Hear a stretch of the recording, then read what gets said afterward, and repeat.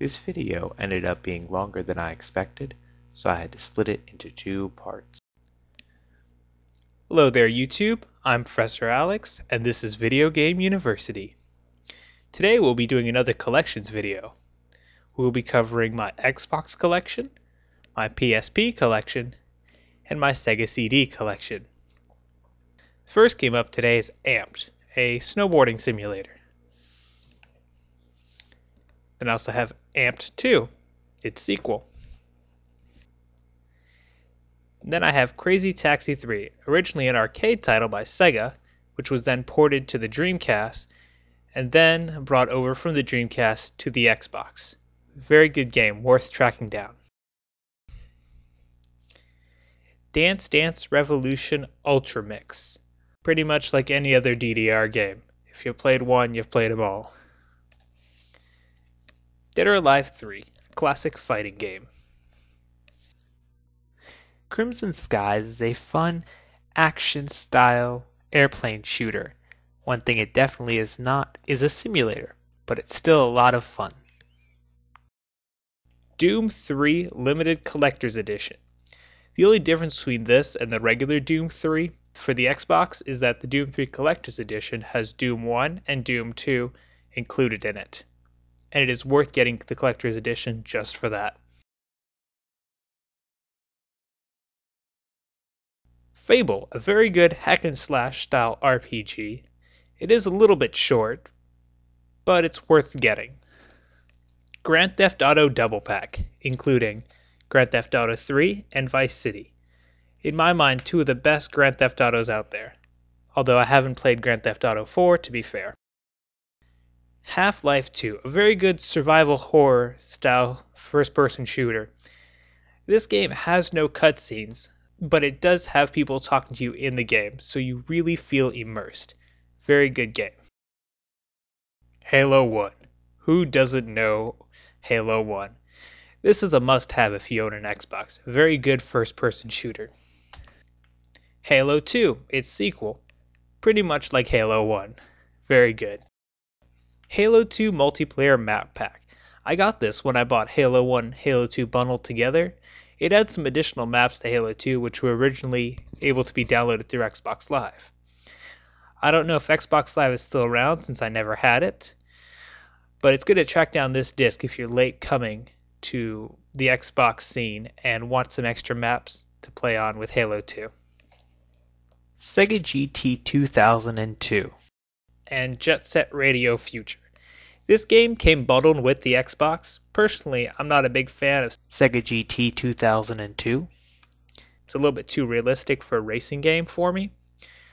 But Jet Set Radio Future is one of my favorite games for the Xbox.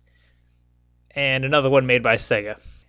Knights of the Old Republic. I haven't really had much time to play this one.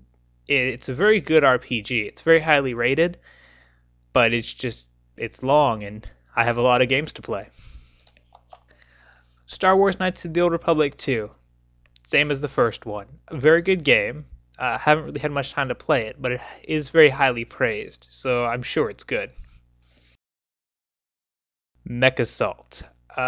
This game, not too many people seem to like it, but personally I love giant robots that shoot lasers and rockets, so I really like this game. I think it's definitely worth finding. Medal of Honor Frontline. A decent World War II style shooter. I think the controls are a little bit off, but they're not bad. Metal Gear Solid 2, a classic sneak around shooter. In a good part of the game, you don't even have a real gun, you have a tranquilizer rifle. And you have to sort of take out your enemies and hide them and not get found out, which is very fun compared to today's sort of running guns that have been coming out.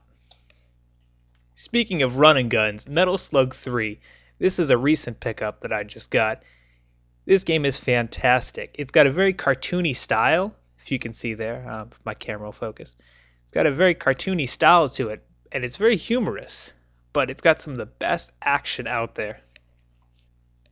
But if you can find Metal Slug 4 and 5, that's even a better purchase, although I do recommend getting all 3. And this comes as a double pack with Metal Slug 4 and 5. Midtown Madness 3.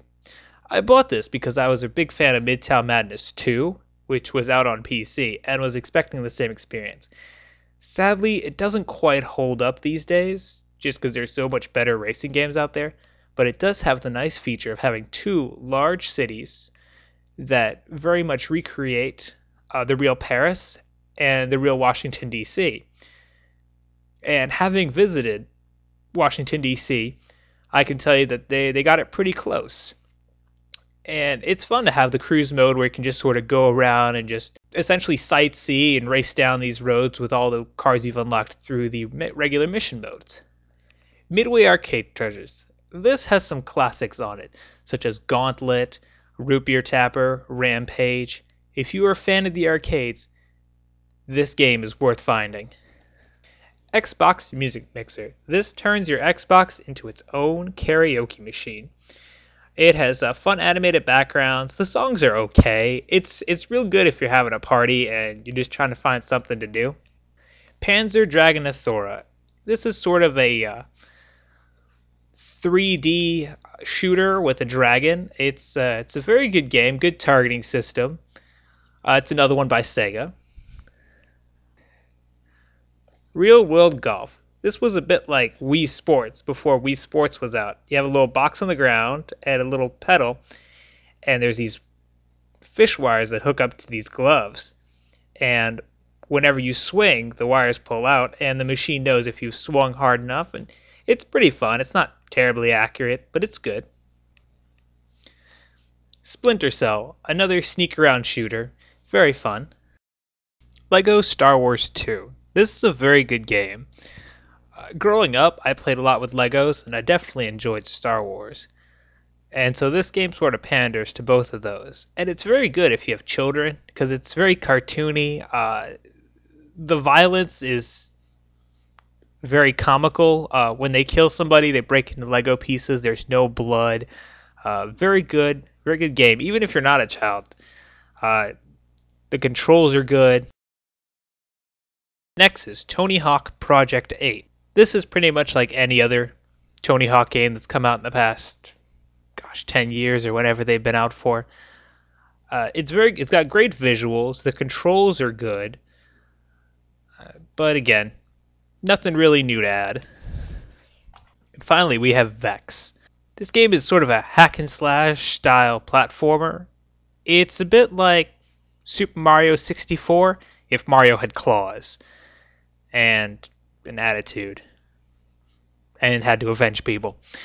But other than that, it's a great game.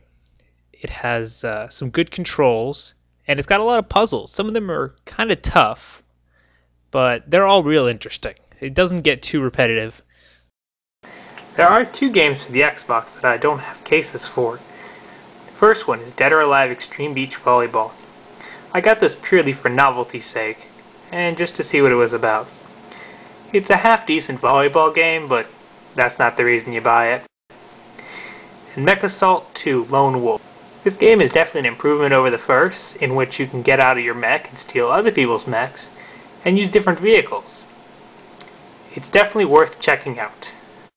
Well, that's it for my Xbox collection. In part 2, we'll be covering my PSP collection and my Sega CD collection. Flip over to side B for part 2.